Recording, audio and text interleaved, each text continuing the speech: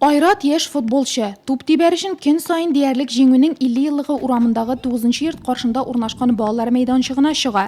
Биредә тыныч машиналар кымашауламый, тәрәзәдән карап торучы әниләрнең күз алдында иркенләп уйнарга була. Тик якында гына аны башка куркыныч сагалап торганын ул абайламый да. Күрәм, гөл үсеп утыра. Нинди үлән икәнен белмим.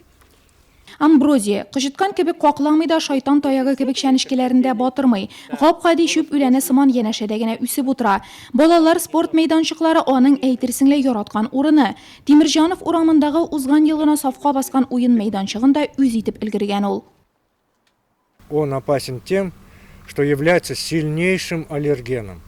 Ул бик көчле аллерген. Амброзия үләне чәчәк ата башлагач, менә аның хәтта сары чәчәкләре күренеп тә тора, сиркәләре барлыкка килә. Шул сиркә амброзияле полиноз авыруы китереп чыгара, һәм шул аллергия 25% очракта хроник астмага китерә. Аеруча сизгер кешеләрдә анафилактик шок булу очрый, хәтта үлем очраклары да булырга мөмкин. Амброзия ырлыклары җирдә 40 еллап саклана. Нурлат районында ул беренче тапкыр 2005 елда табыла. Шул чактан бирле амброзия белән көрәшүче Николай Ларионов карантин үсемлекне юк итүнең иң яхшы ысулын күрсәтә. Корни очень сильные у них. Видите какие? Все, положил, теперь здесь уж больше расти не будет в этом году, семян не будет.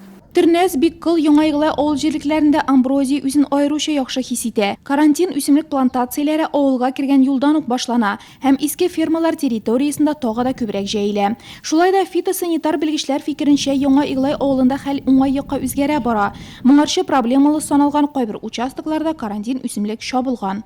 Площади так стандартных от то, что было на 2005-2006 елда ачыкланган мәйданнар бермә-бер артты. Шушы 10 елда амброзия белән систематик көрәш алып барылмады. Минем артымдагы чыкыр туп-туры Кондырча елгасына тоташа. Монда озынлыгы 250 метр, киңлеге 15 метр территориядә амброзия рәхәтләнеп үсеп, чәчәк атып утыра.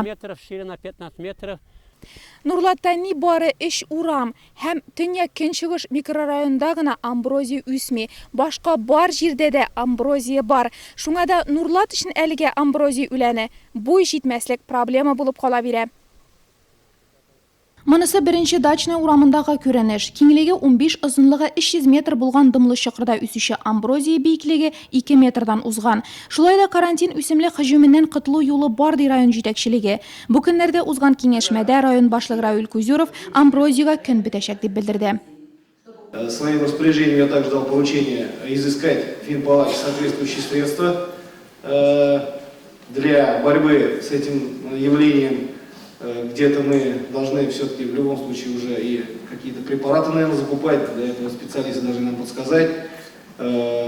Здесь нужно всем руководителям, вот согласно этому распоряжению, вот обязательно центр занятости мы поручили согласованно работать с городом, определять четкие места, какими силами, бригадами совместно с коммунхозом района должны эту работу вести. Тупны оста тибәришин үпкәләрнең иркен, аяк-кулларның җитез булуы кирәк.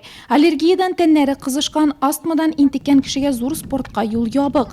Футболчы булырга теләгән Айратның хыялларына амброзия аяк чалмасын иде.